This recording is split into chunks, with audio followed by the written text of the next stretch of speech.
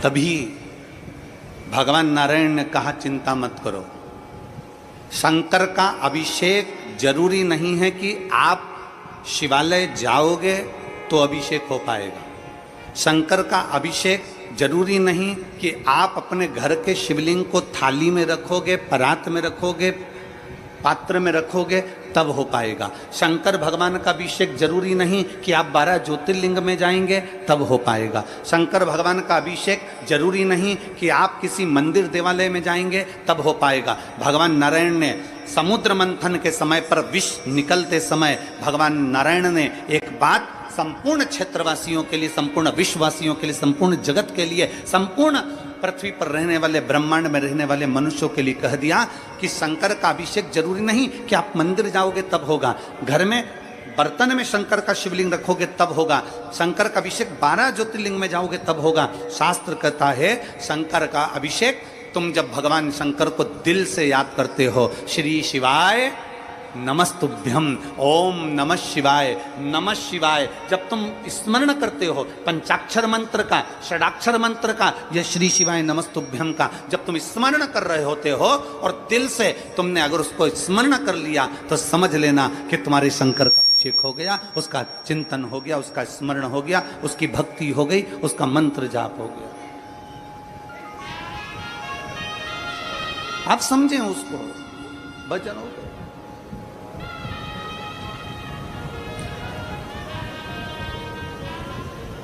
आप में से कितने लोग हैं जो भगवान के मंदिर में प्रसाद लेकर जाते हैं? जल्दी से हाथ उठाओ। अरे उठाओ तो सही, कभी तो ले गए होगे, कोई से तो मंदिर में ले गए होगे, कोई से तो देवता क्या ले गए होगे। ले गए थे ना, हम भी ले गए थे, ठीक है, तुम ले गए थे तो हम भी ले गए थे, हम कोई अलग से तो पैदा हुए नहीं है, तुम ले गए थे तो हम भी ले गए थे। अब आप में से कितने लोग हैं जितना प्रसाद लेकर गए थे उतना की उतना प्रसाद तुमने भगवान को खिला दिया? हम भी लेकर गए थे, हम भी नहीं खिला पाए। अगर तुम में कोई बैठा हो जिसने भगवान को 1 किलो मिठाई पूरी खिला दी, लड्डू पूरा खिला दिया, बर्फी पूरी खिला दी, कोई बैठा है? नहीं, ना हम हैं ना तुम, जैसे तुम वैसे हम, ठीक है। अब अंदर बैठा भगवान को तुमने भोग लगाया और तुमने वो प्रसाद वहाँ रख दिया, तुमने वो प्रसाद वहाँ दे दिया और भगवान को नमन कर कर कहा बाबा मैं तुम्हारे लिए ये भोग लेकर आई हूँ, आप इसको पा लेना। जब शरीर में बहुत बड़ी बीमारी होती है ना, तो जो लोटा भरकर जल चढ़ाने वाले होते हैं ना, जो भगवान को जल चढ़ाते हैं, वो जल चढ़ाते चढ़ाते शंकर जी को क्या कहते हैं? बाबा बहुत बड़ी बीमारी हो गई, डॉक्टर ने मना कर दिया है। बाबा, डॉक्टर कहता है कि ये किडनी नहीं चलेगी, ये लीवर नहीं चलेगा। बाबा मेरा थायराइड बढ़ गया, बाबा मेरी शुगर बढ़ गई, बाबा मेरा ब्लड प्रेशर गड़बड़ हो रहा है, बाबा मेरी आंखों की रोशनी चली गई, बाबा बहुत तकलीफ में हूँ। तब हम जब भगवान शंकर को जल चढ़ाते हैं ना, उस समय बाबा से कहते जाते हैं और बाबा से आखिरी में जल चढ़ाकर फिर कहते हैं बाबा मैंने जो जल समर्पित करा है ना बाबा, इसको अमृत कर दीजिए।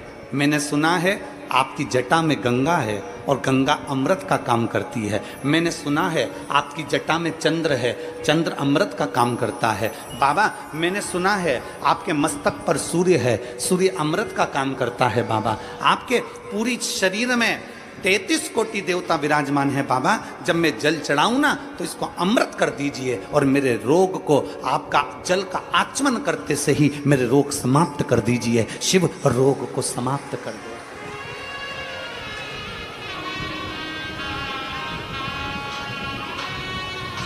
आप भी प्रसाद लेकर मंदिर में गए, हम भी प्रसाद लेकर मंदिर में गए। कल हमारे श्री आमदार सुहास अन्ना जी कांदे जी कह रहे थे और ताई कह रही थी कल कि गुरुजी हम दोनों भोजनशाला में गए थे और रोज जा रहे हैं गुरुजी, प्रतिदिन भोजनशाला में हम रोज जा रहे हैं। और गुरुजी भोजनशाला में जब हम रोज जाते हैं और जो सारे शिव भक्त भोजन कर रहे हैं उसी में से हम लोगों ने भी भोजन किया। तो कल माननीय आमदार जी और ताई कह रहे थे कि गुरुजी ना जाने उस भोजन में क्या है ऐसा कि भगवान का प्रसाद अलग ही स्वाद आ जाता है। तो मैं श्री सुहासन्ना जी से कहूंगा, जब भाव से भगवान को दिया जाए ना तो भगवान भाव से पा लेता है।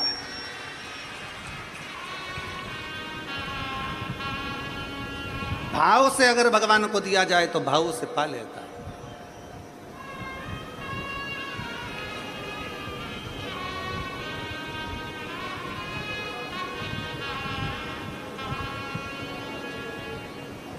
तीन लाख भक्त अगर यहाँ कथा सुनने के लिए आ रहे हैं, 2 लाख भक्त कथा सुनने के लिए आ रहे हैं, 4 लाख भक्त अगर कथा सुनने के लिए आ रहे हैं, तो उसमें से कम 1.5 से 2 लाख भक्त ऐसे होते हैं जो भगवान शंकर का प्रसाद पाकर जाते हैं।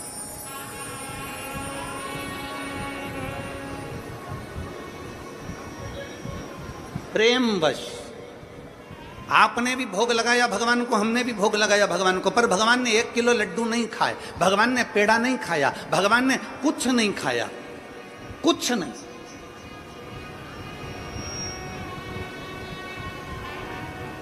जब भगवान ने कुछ नहीं पाया, प्रेमवश बस भगवान के सामने रखा और भगवान ने उसे भाव से पा लिया, तो जो प्रसाद हम खाते हैं उसमें अपने आप स्वाद बढ़ जाता है। इससे ये महसूस होता है कि भगवान ने भोग लगा लिया है। इससे ये महसूस हो जाता है कि भगवान ने भोग लगा लिया। अब चलो आगे बढ़ते हैं इसी कथा में। आप में से सब ने भगवान को भोग लगाया, हमने भी भगवान को भोग लगाया। भगवान ने अंदर भोग लगा हुआ प्रसाद पंडित जी ने हमको वापस दे दिया, हम अपना डब्बा लेकर वापस चल दिए। अब हमारा सनातन धर्म क्या कहता है? अब हमारा सनातन धर्म क्या वर्णन करता है कि मंदिर से जब प्रसाद का डब्बा लेकर निकलो तो उसमें से थोड़ा थोड़ा प्रसाद सबको बांटो। बोलो, बोलता है कि नहीं बोलता? हमारा सनातन धर्म कहता है कि मंदिर में से प्रसाद लेकर निकलो तो उस प्रसाद में से वितरण कर दो।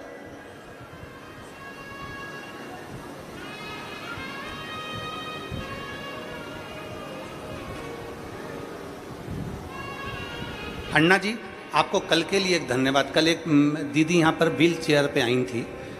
हमारा ऐसा नियम है कि व्यासपीठ से हम जब तक बैठे हैं तब तक हम बेलपत्र देते हैं, उसके बाद हम यहाँ से उतरने के बाद हम बेलपत्र उठाते भी नहीं और देते भी नहीं।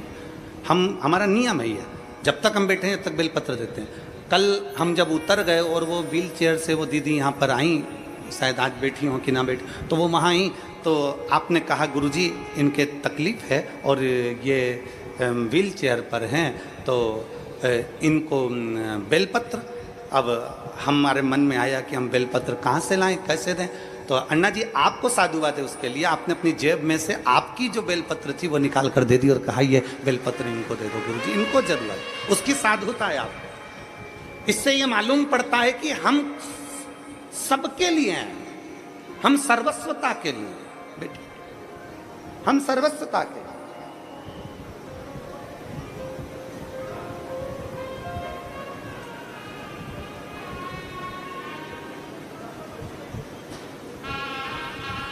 एक समर्पण का भाव किसको कहते हैं? हमारा सनातन धर्म कहता है आपके हाथ में मिठाई का डब्बा है ना, लड्डू का डब्बा है, मंदिर में भोग लगाया हुआ डब्बा आप लेकर चलते हो, उस डब्बे को बाहर लाकर वितरण क्यों किया जाता है, प्रसाद क्यों दिया जाता है? हमारे बद्रीनाथ से होकर आए तो प्रसाद दे दिया, वैष्णो देवी से होकर आए प्रसाद दे दिया, पंढरीनाथ से होकर आए प्रसाद दे दिया, हम शिरडी से होकर आए प्रसाद दे दिया, हम जगन्नाथ से होकर आए प्रसाद दे दिया, हम त्र्यंबक से होकर आए, हमने हमारे मोहल्ले में हमारे रिश्तेदारों को प्रसाद दे। ये नियम सनातन धर्म ने क्यों बनाया? उसका कारण क्या है?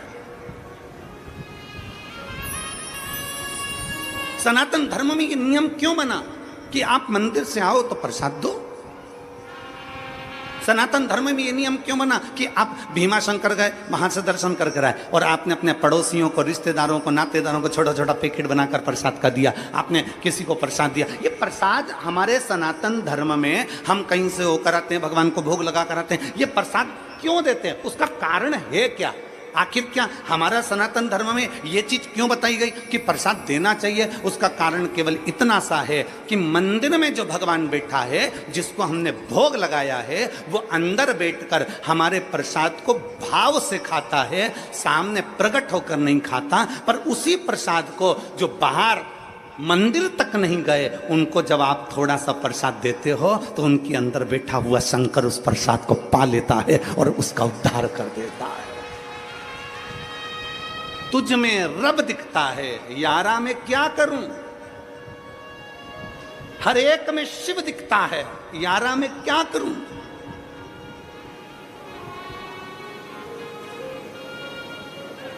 हर एक में शिव है। मंदिर से बाहर निकले, प्रसाद बांटना प्रारंभ करा। प्रसाद बांटना प्रारंभ करा तो ना जाने किस वेश में नारायण मिल जाए, इतने को प्रसाद दिया है। 25 लोगों ने प्रसाद लिया, 50 लोगों ने प्रसाद लिया। ना जाने कौन व्यक्ति के साथ था, किस भाव से उसने प्रसाद को ग्रहण करा। ना जाने कौन था जो शंकर का रूप रखकर आया, प्रसाद लेकर चले गया। ना जाने कौन था जो शिव तत्व के रूप में आया और प्रसाद लेकर चले गया।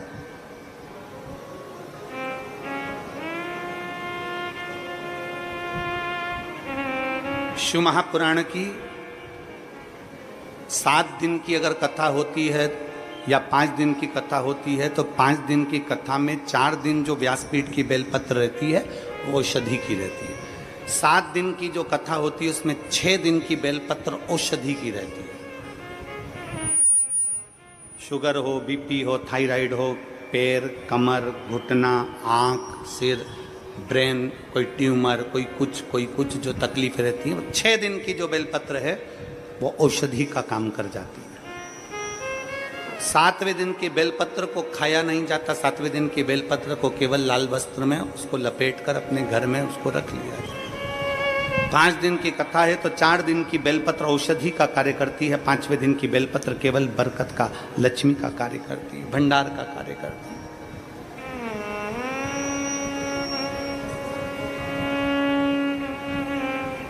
शिव महापुराण की बेलपत्र का बड़ा महत्व है। आप लोग कभी अगर शिव पुराण का अगर तुम्हारे घर में अगर शिव पुराण हो तो उसको पढ़ेंगे तो उसमें बेलपत्र का महत्व आएगा। बेलपत्र का क्यों शिव पुराण की बेलपत्र की इतनी औषधि है? क्यों शिव पुराण की बेलपत्र को इतना लक्ष्मी की प्राप्ति का केंद्र बिंदु बताया? उसका कारण यह है, 12 ज्योतिर्लिंग करने के लिए 12 स्थान पर जाना पड़ता है। उप ज्योतिर्लिंग करने के लिए उप स्थान पर जाना पड़ता है। 4 धाम करने के लिए 4 स्थान पर जाना पड़ता है। सारी नदी, तालाब और सरोवर का स्नान करने के लिए सारे स्थान पर, सरोवर पर जाना पड़ता है। सारे कुंड और बावड़ी का स्नान करने के लिए कुंड और बावड़ी पर जाना पड़ता है।